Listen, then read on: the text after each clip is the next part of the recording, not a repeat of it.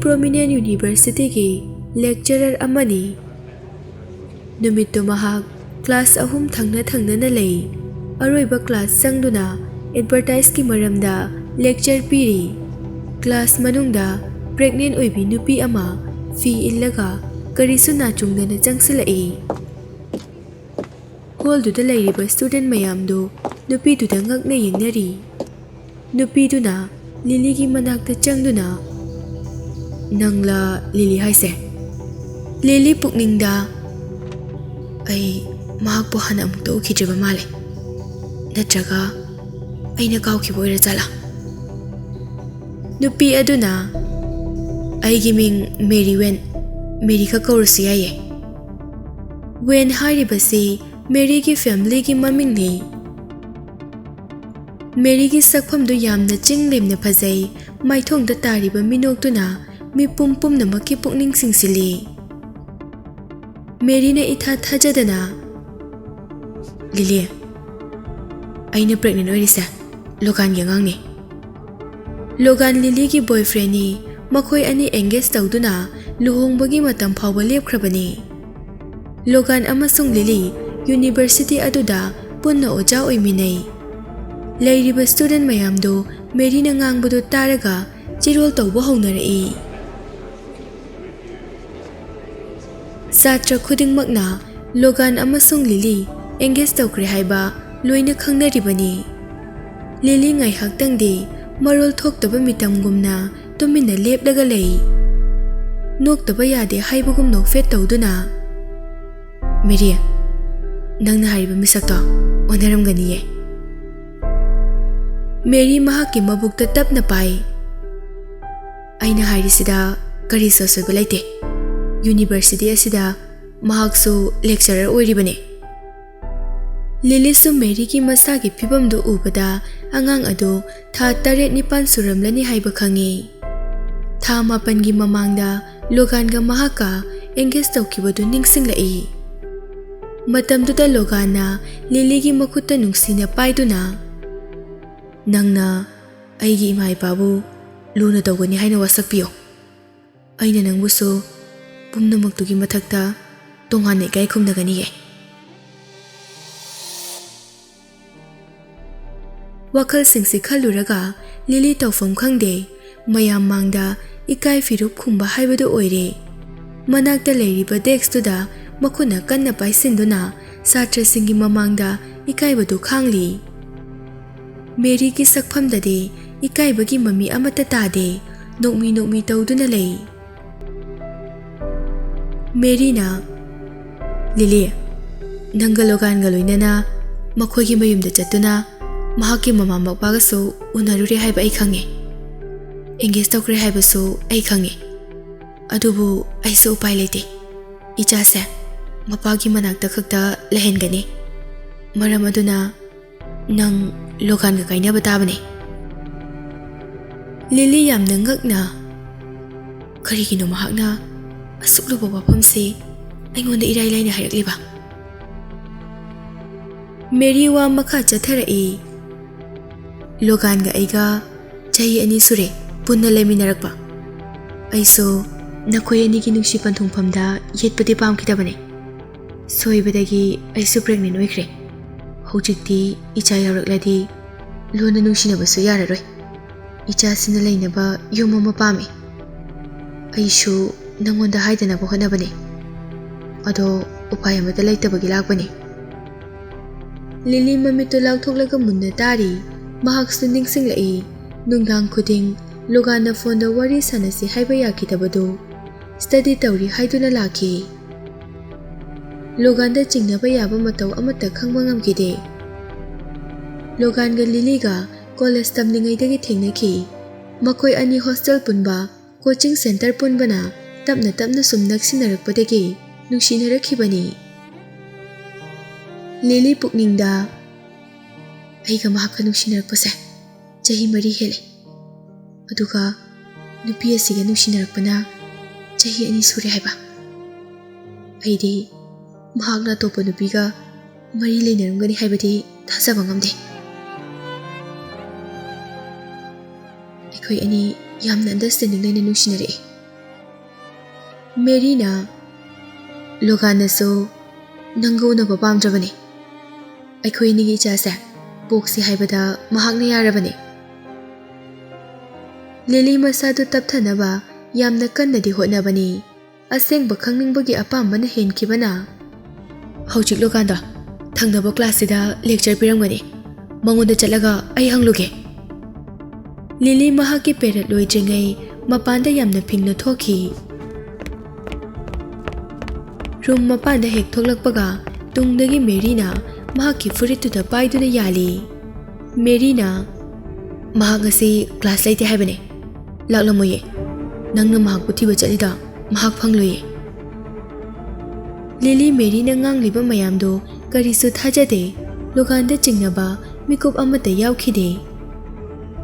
Mahak Sumatwai Nungai Badinate, Hojik Mahaki Wakalda Kaliba Haibabu, Logan Unaba Kaktani. Merina, Mahaki Mang Thana Jelaktuna, Lily Buchatkino Haina Tatli. Mahag University Sidagi, resignation Donaba, application submit Krabani. Mapamasida, Amokana Laglari. Lily Dinopidu Nangang Liba Mayamdo, Tajaba Sungam Ngamde. Merina Aiga Logan Galuhongduna, I Koywin family company leader da, Mahagno Igani. I Koygi family da, Nipisa, I Kagni. Tung Tarak Punsida, I Koygi business Mumba, Mangonda Luna Sinagani. Lily so Kumloi Kalambani, Adobu, Domina Tatuna Labangam Selectre. I no Logan the Yaru Heredi. Maring a side again Hararamba, Nungairamba my tongue do mancre. Bikup Amagi Matam Oirabaso, Mariki Oinade, Noglambadagi, Kapagi Sakam the own Kibada, Karisuk Hode. Nangalogan Galuhom Crede. Aigi Jaside, Canada Upini. I Jawayam Nuxie.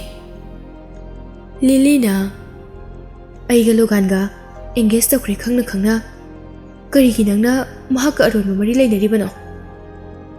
Mary Yamnatuna, Maku Makatana Kurumduna. Sister, please help me. Logan so, Nangon the sing was a hybrid palmabani. Nanki Badagi, Hibangam Drabani. Bagna Bunushibagi Wakalwan, Amadale Drabani. Nandi, Saksuyam Napaze. University Ojasu Oiri. Nangi Oinadi, Atopa Pama Tibada, Karisorubu Oiro. Sister, I Nangi Kong by Duna Hijari. Logan the day, I want the BBO. Was a Hidaga, Lily Makong by Duna Koromi. Lily Dingak Padaloire. The Piduki Saglondo, Tongan Bami Aniki Saglon Gajap Mane. Merina, Lily Makong do Pyraga, Sumka Kalai. Sister, I Loganbo, the Singnanushi. I wonder Mahaku Pipio. Lily so Mahaki Makong the Pyribado, Tado U Hiraga, Maning the Hantai. Mary Sumakong the Kolibado Tadokte, Angang Machagumna, Kanna Consinduna lay. Tangnaba Mikopta, Marina Toropodo Uraga, Lily Gagna, Maya Karaga Yengi. Marina Kanna Laudana. Aya! Aigi Puxi am Nari. Kaigino Nanga. Aigi Puktakana Kauradi. Aigi Puk the Yauri Banganga Sina. Nango the Karilan Cricket. Lily di Mangon the cow keep a late. Masama Tomta, Maning Handuna to Sinaraga, Hirak Libani. Amuk Jang Silaktuna, Makong the Consili. Sister, Nangyam Pate. Karigino Nanga. Aigi Jasibo had get out. Lily Makatana, Makong the Ling Mangamdre. Mahakna Tauribado, Kari Maramgino Haibakanga E. Logan Gimamanga, Aibuyam the Patabata Handuna. I queen Kaina never sinba, Sweden Wagani. Lilina Changlamba class to the gay, students sing day, Makoi Anigi Matau to Yang to the lady bani. Marina Kanangang Mudu Taraga, Tangnaba room the gay, Satra Karasu Septa to the Yang Bahonara E. Tangnaba class to the Logan so lecture P to the lady bani. Mahak Suma Panda, to be Anina Ganga Badu Taraglami. Lilina Mary, say, I give the Collie say, I'm the Tado. ꯐꯖꯅ ꯋꯥꯔꯤ ꯁꯥꯟꯅꯁꯦ ꯑꯉꯥꯡ ꯃꯌꯥꯝꯁꯤꯒꯤ ꯃꯃꯥꯡꯗ ꯅꯪꯕꯨ ꯏꯀꯥꯏꯗꯕ꯭ꯔꯥ ꯂꯤꯂꯤ ꯃꯈꯣꯡꯗꯨ ꯊꯥꯡꯒꯠꯇꯨꯅ ꯂꯧꯊꯣꯛꯅꯕ ꯍꯣꯠꯅꯩ ꯑꯗꯨꯕꯨ ꯉꯝꯗꯦ ꯃꯦꯔꯤꯅ ꯃꯈꯣꯡꯗꯨ ꯆꯤꯡꯗꯨꯅ ꯇꯨꯍꯜꯂꯛꯄ ꯌꯥꯏ ꯈꯟꯗꯨꯅ ꯃꯁꯥꯗꯨ ꯁꯦꯝ ꯁꯥꯅ ꯂꯦꯞꯄꯤ ꯂꯤꯂꯤꯅ ꯅꯨꯄꯤꯗꯨꯒꯤ ꯃꯈꯨꯠꯇꯨ ꯀꯟꯅ ꯃꯨꯛꯇꯨꯅ ꯂꯧꯊꯣꯛꯅꯕ ꯍꯣꯠꯅꯩ ꯉꯝꯗ꯭ꯔꯕꯗ ꯂꯤꯂꯤꯅ ꯃꯈꯣꯜ ꯍꯧꯅ ꯅꯪ ꯃꯌꯥꯝ ꯃꯃꯥꯡꯁꯤꯗ ꯏꯀꯥꯏꯕꯒ ꯑꯝꯇ ꯈꯪꯗ꯭ꯔꯕꯣ ꯇꯥꯟꯖꯥ ꯑꯃ ꯂꯧꯗꯨꯅ ꯃꯦꯔꯤꯅ ꯁꯦꯝ ꯁꯥꯗꯨꯅ ꯄꯨꯔꯛꯄ ꯇꯣꯃꯦꯇꯣ ꯀꯦꯆꯞꯇꯨ ꯃꯁꯥꯒꯤ ꯐꯨꯔꯤꯠꯇ ꯇꯩꯁꯤꯜꯂꯤ ꯁꯥꯇ꯭ꯔ ꯃꯌꯥꯝꯗꯨꯅ ꯃꯦꯔꯤꯗꯒꯤ ꯏ ꯊꯣꯛꯄ ꯃꯥꯜꯂꯗꯨꯅ ꯑꯦꯝꯕꯨꯂꯦꯟꯁ ꯀꯧꯋꯣ ꯃꯦꯔꯤ ꯑꯃꯨꯛ ꯍꯧꯒꯠꯂꯛꯇꯨꯅ ꯃꯈꯨꯠ ꯑꯅꯤ ꯂꯣꯏꯅꯔꯒ ꯁꯤꯁꯇꯔ ꯑꯩꯕꯨ ꯑꯃꯨꯛꯇ ꯉꯥꯛꯄꯤꯌꯨ ꯑꯩ ꯑꯉꯥꯡꯒꯤ ꯃꯄꯥ ꯌꯥꯎꯗꯅ ꯑꯩ ꯍꯤꯡꯕ ꯉꯝꯃꯣꯏꯌꯦ ꯂꯤꯂꯤꯁꯨ ꯏꯗꯨ ꯎꯕꯗ ꯄꯥꯈꯠꯄꯗꯤ ꯐꯥꯎꯏ ꯋꯥ ꯉꯥꯡꯒꯅꯨ ꯇꯨꯃꯤꯟꯅ ꯉꯥꯛꯇꯪ ꯄꯣꯊꯥꯋꯣ ꯁꯣꯔꯗꯣ ꯑꯃꯨꯛꯇ ꯇꯞꯅ ꯍꯣꯜꯂꯨꯁꯦ ꯃꯦꯔꯤꯗꯤ ꯀꯞꯇꯨꯅ ꯀꯔꯤꯒꯤꯅꯣ ꯅꯪꯅ ꯑꯩꯒꯤ ꯏꯆꯥꯗ ꯀꯥꯎꯔꯤꯕ ꯅꯪ ꯃꯤꯅꯨꯡꯁꯤ ꯌꯥꯝꯅ ꯂꯩꯇꯕ ꯅꯨꯄꯤꯅꯦ ꯑꯩꯗꯤ ꯅꯪꯉꯣꯟꯗ ꯀꯥꯎꯈꯤꯗꯦꯅ ꯃꯦꯔꯤ ꯀꯞꯁꯤꯟꯅꯗꯨꯅ ꯂꯤꯂꯤꯒꯤ ꯅꯥꯀꯣꯡ ꯃꯌꯥꯗ ꯆꯪꯁꯤꯜꯂꯒ ꯅꯪꯅ ꯂꯣꯒꯥꯟꯒ ꯍꯦꯛ ꯀꯥꯏꯅꯧ ꯌꯥꯗ꯭ꯔꯕ ꯁꯤꯗꯒꯤ ꯍꯦꯟꯕ ꯏꯀꯥꯏꯕ ꯀꯌꯥ ꯅꯪꯕꯨ ꯃꯤꯌꯥꯝ ꯃꯃꯥꯡꯗ ꯄꯤꯒꯅꯤ ꯂꯤꯂꯤꯁꯨ ꯃꯍꯥꯛꯅ ꯉꯥꯡꯂꯤꯕꯗꯨ ꯁꯥꯎꯕꯣꯏ ꯀꯩꯕꯣꯏ ꯃꯦꯔꯤꯕꯨ ꯏꯟꯊꯣꯛꯈꯤ ꯂꯤꯂꯤꯅ ꯏꯟꯕꯗꯤ ꯇꯞꯅꯅꯤ ꯃꯍꯥꯛꯅ ꯍꯦꯟꯖꯤꯟꯗꯨꯅ ꯇꯨꯁꯤꯟꯅꯩ ꯃꯦꯔꯤꯅ ꯅꯪꯅ ꯑꯩꯕꯨ ꯀꯥꯎꯕꯗ ꯅꯠꯇꯅ ꯑꯃꯨꯛꯁꯨ ꯏꯟꯊꯨꯕꯤꯔꯦ ꯑꯩꯒꯤ ꯈꯟꯗ꯭ꯔꯕꯁꯨ ꯄꯨꯛꯅꯨꯡꯗ ꯌꯥꯎꯔꯤꯕ ꯑꯉꯥꯡꯁꯤꯒꯤꯗꯤ ꯈꯖꯤꯛꯇꯪ ꯈꯟꯕꯤꯌꯣ ꯂꯤꯂꯤꯗꯤ ꯅꯨꯄꯤꯗꯨꯒꯤ ꯃꯕꯨꯛꯇ ꯏ ꯇꯩꯕꯗꯨ ꯎꯔꯒ ꯑꯦꯛ ꯇꯧꯕ ꯌꯥꯝꯅ ꯃꯥꯜꯂꯤ ꯄ꯭ꯔꯦꯒꯅꯦꯟ ꯑꯣꯏꯔꯤꯗꯨ ꯐꯥꯎꯕ ꯁꯥꯁꯤꯟꯅꯕ ꯑꯣꯏꯔꯝꯒꯅꯤ ꯈꯜꯂꯤ ꯃꯦꯔꯤꯅ ꯂꯤꯂꯤꯒꯤ ꯇ꯭ꯔꯥꯎꯖꯔꯗ ꯏ ꯇꯩꯕ ꯃꯈꯨꯠꯇꯨꯅ ꯌꯥꯜꯂꯒ ꯁꯤꯁꯇꯔ ꯅꯪꯕꯨ ꯀꯔꯝꯕ ꯅꯨꯄꯤꯅꯣ ꯊꯃꯣꯏꯒ ꯄꯥꯟꯗꯕ꯭ꯔꯥ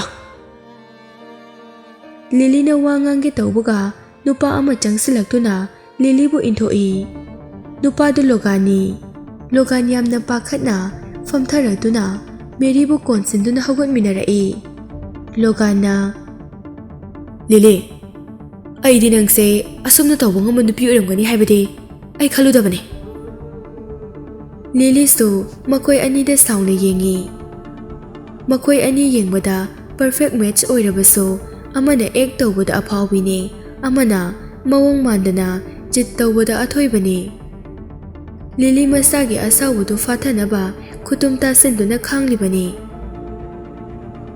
ꯃꯦꯔꯤꯅ ꯉꯁꯥꯏꯗꯒꯤ ꯂꯥꯛꯇꯨꯅ ꯉꯥꯡꯂꯤꯕ ꯑꯦꯛ ꯇꯧꯔꯤꯕ ꯃꯌꯥꯝꯁꯦ ꯍꯥꯟꯅ ꯁꯣꯏꯗꯅ ꯁꯦꯝ ꯁꯥꯔꯒ ꯂꯥꯛꯄ ꯑꯣꯏꯔꯝꯒꯅꯤ ꯍꯧꯖꯤꯛꯇꯤ ꯑꯩꯕꯨ ꯂꯣꯒꯥꯟꯒꯤ ꯃꯃꯥꯡꯗ ꯑꯔꯥꯟꯕ ꯇꯥꯍꯜꯂꯦꯗꯅ ꯃꯔꯛ ꯑꯁꯤꯗ ꯂꯣꯒꯥꯟꯁꯨ ꯃꯐꯝ ꯑꯁꯤꯗ ꯃꯦꯔꯤ ꯂꯥꯛꯀꯅꯤ ꯍꯥꯏꯕꯁꯦ ꯍꯥꯟꯅ ꯈꯪꯂꯝꯕ ꯌꯥꯏ ꯃꯈꯣꯏ ꯑꯅꯤ ꯃꯥꯟꯅꯔꯒ ꯇꯧꯕ ꯁꯣꯏꯗꯅ ꯑꯣꯏꯔꯝꯒꯅꯤ ꯍꯧꯖꯤꯛꯇꯤ ꯁꯥꯇ꯭ꯔ ꯈꯨꯗꯤꯡꯁꯨ ꯂꯣꯏꯅ ꯀꯣꯏꯁꯤꯟꯗꯨꯅ ꯌꯦꯡꯂꯕꯅꯤꯅ ꯂꯤꯂꯤ ꯃꯈꯣꯏꯒ ꯃꯥꯟꯅꯗꯨꯅ ꯉꯥꯡꯅꯔꯨꯕꯗ ꯐꯖꯐꯝ ꯂꯩꯇꯦ ꯃꯦꯔꯤꯁꯨ ꯂꯣꯒꯥꯟ ꯎꯕꯗ ꯁꯦꯚꯤꯌꯔ ꯑꯃ ꯎꯕꯗꯧꯅ ꯌꯦꯡꯉꯤ ꯂꯣꯒꯥꯟꯗ ꯉꯥꯊꯗꯨꯅ ꯑꯃꯨꯛ ꯀꯞꯄꯤ ꯂꯣꯒꯥꯟ ꯑꯩꯈꯣꯏ ꯑꯅꯤꯒꯤ ꯏꯆꯥꯁꯦ ꯃꯍꯥꯛꯅ ꯍꯥꯠꯀꯦ ꯇꯧꯔꯤꯕ ꯃꯍꯥꯛꯅ ꯑꯩꯒꯤ ꯄꯨꯛꯇ ꯀꯥꯎꯔꯛꯄꯗꯒꯤ ꯄꯨꯛꯁꯦ ꯌꯥꯝ ꯅꯥꯏ ꯅꯪ ꯂꯩꯔꯝꯗ꯭ꯔꯕꯗꯤ ꯑꯩ ꯃꯐꯝ ꯑꯁꯤꯗ ꯁꯤꯔꯝꯕ ꯐꯥꯎꯕ ꯌꯥꯏ ꯑꯩꯒꯤ ꯃꯇꯦꯡ ꯑꯃꯨꯛꯇ ꯄꯥꯡꯕꯤꯌꯣ ꯂꯣꯒꯥꯟꯅ ꯅꯨꯄꯤꯗꯨꯕꯨ ꯃꯊꯥꯗꯒꯤ ꯂꯧꯊꯣꯛꯇꯨꯅ ꯃꯍꯥꯛꯀꯤ ꯃꯈꯨꯠꯇ ꯅꯨꯡꯁꯤꯅ ꯄꯥꯏ ꯑꯩꯅ ꯑꯦꯝꯕꯨꯂꯦꯟꯁ ꯀꯧꯈ꯭ꯔꯕꯅꯦ ꯉꯥꯏꯍꯥꯛꯇꯪꯗꯤ ꯈꯥꯡꯈꯣꯀꯣ ꯂꯥꯛꯑꯅꯤ ꯌꯥꯝ ꯊꯨꯅ ꯅꯪꯒꯤꯗꯃꯛꯇ ꯑꯩ ꯂꯩꯔꯤꯁꯤꯗꯤ ꯃꯈꯣꯏ ꯑꯅꯤ ꯋꯥꯔꯤ ꯁꯥꯟꯅꯗꯨꯅ ꯂꯤꯂꯤꯒꯤ ꯃꯃꯥꯡꯗ ꯂꯦꯅꯕꯣꯏ ꯀꯔꯤꯕꯣꯏ ꯍꯛ ꯇꯧꯔꯝꯃꯤ ꯂꯤꯂꯤꯁꯨ ꯃꯐꯝ ꯑꯗꯨꯗ ꯃꯈꯥ ꯇꯥꯅ ꯋꯥ ꯉꯥꯡꯕ ꯄꯥꯝꯗꯕꯅ ꯃꯅꯤꯡ ꯂꯩꯊꯣꯛꯂꯒ ꯆꯠꯀꯦ ꯇꯧꯏ ꯃꯦꯔꯤꯅ ꯂꯤꯂꯤꯒꯤ ꯇ꯭ꯔꯥꯎꯖꯔꯗ ꯃꯈꯨꯠꯅ ꯑꯃꯨꯛ ꯌꯥꯟꯗꯨꯅ ꯁꯤꯁꯇꯔ ꯄ꯭ꯂꯤꯖ ꯑꯉꯥꯡꯁꯤꯒꯤ ꯈꯜꯂꯒ ꯂꯣꯒꯥꯟꯗꯗꯤ ꯑꯩꯉꯣꯟꯗ ꯄꯤꯕꯤꯌꯣ ꯅꯪꯅ ꯑꯉꯥꯡꯁꯤꯗꯁꯨ ꯀꯟꯅ ꯀꯥꯎꯈ꯭ꯔꯕꯅꯤꯅ ꯑꯉꯥꯡꯁꯦ ꯁꯤꯈ꯭ꯔꯕ ꯍꯥꯏꯕ ꯐꯥꯎꯕ ꯈꯪꯗꯦ ꯂꯤꯂꯤꯁꯨ ꯁꯥꯎꯕ ꯍꯦꯟꯃꯟꯕꯅ ꯃꯦꯔꯤꯗ ꯃꯃꯤꯠ ꯈꯥꯅ ꯌꯦꯡꯗꯨꯅ ꯍꯦ ꯑꯩ ꯅꯪꯒꯤ ꯄꯨꯛꯇ ꯀꯥꯎꯈꯤꯗꯦ ꯅꯪꯒꯤ ꯑꯉꯥꯡꯗꯣ ꯀꯩꯁꯨ ꯇꯧꯔꯣꯏ ꯅꯪꯅ ꯉꯁꯤꯈꯛ ꯑꯩꯒꯤ ꯃꯥꯡꯗ ꯊꯣꯛꯂꯛꯂꯒ ꯂꯣꯒꯥꯟꯕꯨ ꯄꯤꯌꯨ ꯍꯥꯏꯔꯒ ꯑꯩꯅ ꯍꯦꯛꯇ ꯏꯔꯥꯏ ꯂꯥꯏꯅ ꯌꯥꯔꯛꯀꯅꯤ ꯍꯥꯏꯅ ꯈꯟꯕ꯭ꯔꯥ ꯑꯩꯈꯣꯏ ꯑꯅꯤ ꯂꯨꯍꯣꯡꯅꯕꯒꯤ ꯉꯥꯏꯗꯨꯅ ꯂꯩꯔꯕꯅꯤ꯫ ꯂꯤꯂꯤ ꯃꯍꯥꯛꯀꯤ ꯔꯨꯝꯒꯤ ꯁꯥꯇ꯭ꯔꯁꯤꯡꯗ ꯆꯪꯉꯨ ꯍꯥꯏꯅ ꯏꯪꯒꯤꯠ ꯇꯧꯔꯝꯃꯤ꯫ ꯂꯤꯂꯤꯁꯨ ꯀ꯭ꯂꯥꯁꯔꯨꯝꯗ ꯆꯪꯗꯨꯅ ꯀ꯭ꯂꯥꯁ ꯃꯈꯥ ꯆꯠꯊꯔꯒꯦ ꯈꯜꯂꯝꯃꯤ꯫ ꯃꯦꯔꯤ ꯃꯅꯤꯡꯗꯒꯤ ꯑꯃꯨꯛ ꯆꯦꯟꯁꯤꯜꯂꯛꯇꯨꯅ ꯇꯨꯁꯤꯟꯅꯔꯒ ꯂꯤꯂꯤꯕꯨ ꯋꯥꯜꯗ ꯏꯟꯁꯤꯜꯂꯤ꯫ ꯑꯦ ꯁꯤꯁꯇꯔ, ꯑꯩ ꯁꯣꯏꯈꯤꯕꯅꯦ, ꯑꯩ ꯇꯧꯒꯦ ꯌꯥꯎꯅ ꯇꯧꯕ ꯅꯠꯇꯤꯌꯦ꯫ ꯂꯤꯂꯤꯁꯨ ꯁꯦꯝ ꯁꯥꯍꯧꯗꯕꯅ ꯃꯈꯨꯠꯅ ꯉꯥꯛꯄ ꯅꯪꯍꯧꯗꯦ ꯋꯥꯜꯗ ꯃꯀꯣꯛꯇꯨ ꯌꯩꯁꯤꯜꯂꯤ꯫ ꯃꯦꯔꯤꯅ ꯁꯤꯁꯇꯔ, ꯁꯤ ꯁꯣꯛꯄ꯭ꯔꯥ? ꯑꯩ ꯑꯝꯇ ꯌꯦꯡꯒꯦ꯫ ꯅꯥꯀꯣꯡ ꯃꯌꯥꯗ ꯇꯞꯅ, ꯁꯤ ꯅꯠꯇ꯭ꯔꯥ ꯅꯪꯅ ꯉꯁꯥꯏꯗꯒꯤ ꯄꯥꯝꯃꯤꯁꯦ? ꯂꯤꯂꯤ ꯉꯥꯡꯂꯤꯕꯗꯨ ꯐꯥꯎꯕ ꯐꯖꯅ ꯇꯥꯍꯧꯗꯦ꯫ ꯃꯍꯥꯛꯀꯤ ꯚꯤꯖꯟꯗꯨ ꯕ꯭ꯂꯔ ꯆꯠꯂꯛꯄꯗꯒꯤ ꯒ꯭ꯌꯥꯟ ꯃꯥꯡꯗꯨꯅ ꯐ꯭ꯂꯣꯔꯗ ꯇꯨꯊꯔꯛꯏ꯫ ꯑꯔꯣꯏꯕ ꯃꯤꯀꯨꯞꯇ ꯅꯨꯄꯥ ꯑꯃ ꯃꯍꯥꯛꯀꯤ ꯃꯅꯥꯛꯇ ꯆꯦꯟꯁꯤꯜꯂꯛꯄꯗꯤ ꯃꯥꯜꯂꯤ꯫ ꯅꯨꯄꯥꯗꯨꯒꯤ ꯃꯁꯛ ꯑꯃꯗꯤ ꯃꯍꯥꯛ ꯀꯅꯥꯅꯣ ꯍꯥꯏꯕ ꯐꯥꯎꯕ ꯈꯪꯍꯧꯗꯦ꯫ ꯂꯤꯂꯤ ꯚꯥꯞ ꯂꯥꯛꯇꯨꯅ ꯃꯤꯀꯞ ꯊꯣꯛꯂꯛꯄꯗ ꯋꯥꯜꯗ ꯌꯩꯁꯤꯟꯕꯒꯤ ꯑꯅꯥꯕꯗꯨ ꯐꯥꯎꯔꯛꯏ꯫ ꯃꯅꯥꯛꯇ ꯃꯤ ꯑꯃꯅ ꯇꯞꯅ ꯋꯥ ꯉꯥꯡꯕ ꯇꯥꯔꯝꯃꯤ꯫ ꯃꯃꯤꯠꯇꯨ ꯄꯨꯔꯥ ꯄꯥꯡꯊꯣꯛꯇꯨꯅ ꯌꯦꯡꯕꯗ ꯃꯍꯥꯛ ꯀꯥꯔ ꯑꯃꯒꯤ ꯃꯅꯤꯡꯒꯤ ꯁꯤꯠꯇ ꯂꯩꯔꯤꯅꯤ ꯍꯥꯏꯕ ꯈꯪꯂꯦ꯫ ꯀꯥꯔ ꯑꯗꯨꯗ ꯃꯍꯥꯛ ꯅꯠꯇꯅ ꯀꯅꯥꯁꯨ ꯂꯩꯔꯝꯗꯦ꯫ ꯃꯃꯥꯡꯒꯤ ꯊꯣꯡꯁꯨ ꯍꯥꯡꯗꯣꯛꯂꯒ ꯂꯩꯔꯝꯃꯤ꯫ ꯃꯍꯥꯛꯅ ꯃꯤ ꯑꯃꯒꯤ ꯃꯈꯣꯜ ꯇꯥꯔꯤꯕꯗꯨ ꯒꯥꯔꯤꯒꯤ ꯃꯄꯥꯟꯗꯒꯤ ꯑꯣꯏꯔꯝꯃꯤ꯫ ꯂꯤꯂꯤ ꯍꯧꯒꯠꯇꯕꯤꯗ ꯊꯣꯡ ꯃꯅꯥꯛꯇ ꯂꯦꯞꯂꯤꯕ ꯃꯁꯥ ꯅꯥꯟꯕ ꯑꯋꯥꯡꯕ ꯅꯨꯄꯥ ꯑꯗꯨ ꯀꯅꯥꯅꯣ ꯍꯥꯏꯗꯨꯅ ꯌꯦꯡꯉꯤ꯫ ꯅꯨꯄꯥꯗꯨ ꯅꯥꯆꯦꯞꯇꯒꯤ ꯌꯦꯡꯕꯗ ꯀꯅꯥꯅꯣ ꯍꯥꯏꯕ ꯍꯥꯟꯅ ꯈꯪꯉꯤ꯫ ꯃꯍꯥꯛ ꯇꯣꯝꯊꯤꯟꯅꯤ꯫ ꯃꯈꯣꯏꯒꯤ ꯌꯨꯅꯤꯚꯔꯁꯤꯇꯤꯒꯤ ꯑꯥꯔꯀꯤꯇꯦꯛꯆꯔ ꯗꯤꯄꯥꯔꯠꯃꯦꯟꯗ ꯚꯤꯖꯤꯇꯤꯡ ꯄ꯭ꯔꯣꯐꯦꯁꯔ ꯑꯣꯏꯅ ꯂꯥꯛꯈꯤꯕꯅꯤ꯫ ꯇꯣꯝꯊꯤꯟꯁꯨ ꯌꯨꯅꯤꯚꯔꯁꯤꯇꯤ ꯑꯗꯨꯗ ꯄ꯭ꯔꯣꯐꯦꯁꯔ ꯑꯣꯏꯅ ꯂꯥꯛꯄ ꯑꯍꯥꯟꯕ ꯁꯦꯃꯤꯁꯇꯔꯅꯤ꯫ ꯇꯣꯝꯊꯤꯟꯅ ꯌꯨꯅꯤꯚꯔꯁꯤꯇꯤ ꯑꯗꯨꯗ ꯑꯍꯥꯟꯕ ꯂꯥꯛꯈꯤꯕ ꯅꯨꯃꯤꯠꯇ ꯃꯍꯥꯛꯀꯤ ꯐꯣꯇꯣ ꯀꯌꯥ ꯌꯨꯅꯤꯚꯔꯁꯤꯇꯤ ꯑꯗꯨꯒꯤ ꯑꯣꯟꯂꯥꯏꯟ ꯐꯣꯔꯝꯗ ꯑꯞꯂꯣꯗ ꯇꯧꯅꯈꯤ꯫ ꯃꯔꯝꯗꯤ ꯃꯍꯥꯛ ꯌꯥꯝꯅ ꯍꯦꯟꯁꯝ ꯑꯣꯏ, ꯁ꯭ꯇꯨꯗꯦꯟꯠꯁ ꯃꯌꯥꯝꯅ ꯃꯉꯣꯟꯗ ꯀ꯭ꯔꯁ ꯊꯝꯅꯩ꯫ ꯅꯨꯄꯥꯗꯨ ꯃꯥꯏꯊꯣꯡꯗ ꯑꯦꯛꯁꯄ꯭ꯔꯦꯁꯟ ꯑꯃꯠꯇ ꯎꯠꯇꯅ ꯃꯆꯤꯟ ꯁꯦꯞꯂꯞ ꯇꯧꯔꯒ ꯋꯥꯔꯤ ꯁꯥꯔꯤ꯫ ꯂꯤꯂꯤꯁꯨ ꯒꯥꯔꯤ ꯃꯅꯨꯡꯗꯒꯤ ꯅꯨꯄꯥꯗꯨꯒꯤ ꯍꯥꯏ ꯅꯣꯁ ꯕ꯭ꯔꯤꯖꯇꯨ ꯎꯕꯗ ꯄ꯭ꯔꯣꯐꯦꯁꯔ ꯇꯣꯝꯊꯤꯟꯅꯤ ꯍꯥꯏꯕ ꯈꯪꯂꯤꯕꯅꯤ꯫ ꯂꯤꯂꯤꯁꯨ ꯇꯣꯝꯊꯤꯟꯗ ꯋꯥ ꯉꯥꯡꯒꯦ ꯈꯜꯂꯕꯁꯨ ꯀꯔꯝꯅ ꯍꯧꯒꯅꯤ ꯈꯜꯂꯤ꯫ ꯃꯍꯥꯛꯅ ꯐꯣꯟꯗ ꯋꯥꯔꯤ ꯁꯥꯟꯅꯔꯤꯕꯗꯨ ꯂꯣꯏꯕ ꯉꯥꯏꯔꯤ꯫ ꯃꯈꯣꯏ ꯑꯅꯤ ꯇ꯭ꯌꯨꯁꯗꯦ ꯅꯨꯃꯤꯠ ꯈꯨꯗꯤꯡꯒꯤ ꯀ꯭ꯂꯥꯁꯔꯨꯝ ꯌꯥꯝꯅ ꯅꯛꯅ ꯇꯥꯃꯤꯟꯅꯩ꯫ ꯃꯔꯛ ꯃꯔꯛꯇ ꯊꯦꯡꯅꯕ ꯌꯥꯎꯔꯕꯅꯤ꯫ ꯋꯥ ꯉꯥꯡꯅꯗꯅ ꯃꯀꯣꯛꯇꯃꯛ ꯅꯣꯟꯊꯅꯔꯒ ꯊꯩꯔꯒ ꯑꯗꯨꯝ ꯆꯠꯅꯩ꯫ ꯂꯤꯂꯤ ꯄꯨꯛꯅꯤꯡꯗ, ꯉꯁꯤꯗꯤ ꯇ꯭ꯌꯨꯁꯗꯦꯁꯨ ꯅꯠꯇꯦ, ꯃꯍꯥꯛꯀꯤ ꯀ꯭ꯂꯥꯁ ꯂꯩꯔꯝꯃꯣꯏ, ꯃꯍꯥꯛ ꯃꯐꯝ ꯑꯁꯤꯗ ꯃꯇꯧ ꯀꯔꯝꯅ? ꯂꯤꯂꯤꯁꯨ ꯉꯁꯥꯏ ꯃꯦꯔꯤꯅ ꯃꯍꯥꯛꯄꯨ ꯋꯥꯜꯗ ꯏꯟꯁꯤꯟꯈꯤꯕꯗꯨ ꯅꯤꯡꯁꯤꯡꯂꯛꯏ꯫ ꯑꯃꯨꯛ ꯇꯞꯅ ꯍꯧꯒꯠꯇꯨꯅ ꯌꯦꯡꯉꯤ꯫ ꯇꯣꯝꯊꯤꯟꯒꯤ ꯃꯃꯥꯡꯗ ꯃꯤꯂꯤꯇꯔꯤ ꯌꯨꯅꯤꯐꯣꯔꯝ ꯁꯦꯠꯄ ꯅꯨꯄꯥ ꯃꯌꯥꯝ ꯑꯃ ꯁꯥꯡꯅ ꯂꯦꯞꯂꯒ ꯂꯩꯔꯝꯕꯗꯨ ꯎꯔꯛꯏ꯫ ꯃꯈꯣꯏ ꯃꯌꯥꯝꯗꯨꯁꯨ ꯃꯁꯥ ꯐꯅ ꯌꯥꯝꯅ ꯐꯤꯠ ꯑꯣꯏꯅ ꯎꯏ꯫ ꯃꯈꯣꯏꯒꯤ ꯃꯔꯛꯇꯒꯤ ꯅꯨꯄꯥ ꯑꯃꯅ ꯇꯣꯝꯊꯤꯟꯒꯤ ꯃꯅꯥꯛꯇ ꯆꯪꯁꯤꯜꯂꯛꯇꯨꯅ ꯃꯀꯣꯛ ꯅꯣꯟꯈꯠꯂꯒ ꯁꯦꯂꯨꯠ ꯇꯧꯏ꯫ ꯀꯣꯂꯣꯅꯦꯜ, ꯑꯩꯈꯣꯏꯒꯤ ꯔꯦꯖꯤꯃꯦꯟꯇ ꯂꯩꯕ ꯃꯤꯂꯤꯇꯔꯤ ꯈꯨꯗꯤꯡꯃꯛꯅ ꯁꯥꯔꯕꯨ ꯍꯜꯂꯛꯄ ꯉꯥꯏꯗꯨꯅ ꯂꯩꯔꯤꯌꯦ꯫ ꯑꯗꯨꯕꯨ ꯇꯣꯝꯊꯤꯟꯅ, ꯅꯈꯣꯏꯅ ꯑꯩꯕꯨ ꯀꯔꯤꯒꯤ ꯉꯥꯏꯌꯨ ꯍꯥꯏꯒꯦ? ꯑꯩꯒ ꯃꯗꯨꯒ ꯃꯔꯤ ꯑꯃꯇ ꯂꯩꯅꯗꯦ꯫ ꯋꯥ ꯉꯥꯡꯕ ꯂꯣꯏꯕꯒ ꯇꯣꯝꯊꯤꯟꯅ ꯒꯥꯔꯤ ꯃꯅꯨꯡꯗ ꯆꯪꯂꯛꯇꯨꯅ ꯗ꯭ꯔꯥꯏꯚꯔ ꯁꯤꯠꯇ ꯐꯝꯊꯔꯛꯏ꯫ ꯂꯤꯂꯤꯁꯨ ꯌꯥꯝꯅ ꯊꯨꯅ ꯋꯥꯟꯊꯕ ꯁꯥꯗꯨꯅ ꯑꯃꯨꯛ ꯍꯤꯞꯊꯈꯤ꯫ ꯇꯣꯝꯊꯤꯟꯁꯨ ꯒꯥꯔꯤ ꯃꯅꯨꯡꯗ ꯆꯪꯂꯛꯄꯗ ꯂꯤꯂꯤꯅ ꯈꯤꯇꯪ ꯂꯦꯡꯈꯤꯕꯗꯨ ꯎꯍꯧꯏ꯫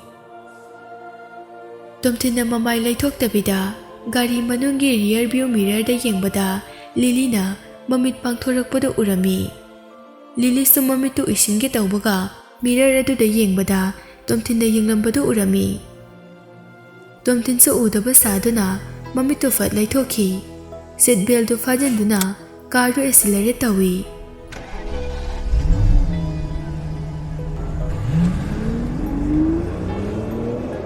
ꯇꯣꯝꯊꯤꯟ ꯃꯇꯝ ꯄꯨꯝꯕꯗ ꯃꯍꯥꯛꯀꯤ ꯍꯩꯅꯕꯤ ꯑꯣꯏꯅ ꯀꯅꯥꯗꯁꯨ ꯏꯟꯇꯔꯦꯁ ꯂꯩꯕꯒꯤ ꯁꯛꯇꯝ ꯑꯃꯠꯇ ꯎꯗꯦ꯫ Lilysu tapna lok khujinaduna